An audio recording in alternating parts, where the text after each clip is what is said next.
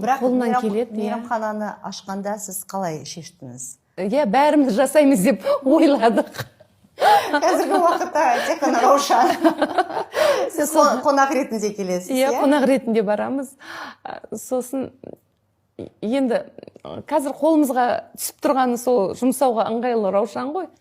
Сол ресторанның полын бастап, жуудан бастап, барлық шаруасын өзі атқарып алып кетті. Ал ертең Раушан тұрмысқа шықса ше?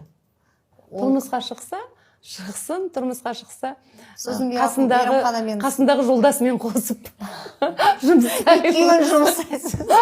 Баланы кез келген еңбекке үйрету керек, тәрбиелеу керек, еңбектен қашпайтындай болу керек.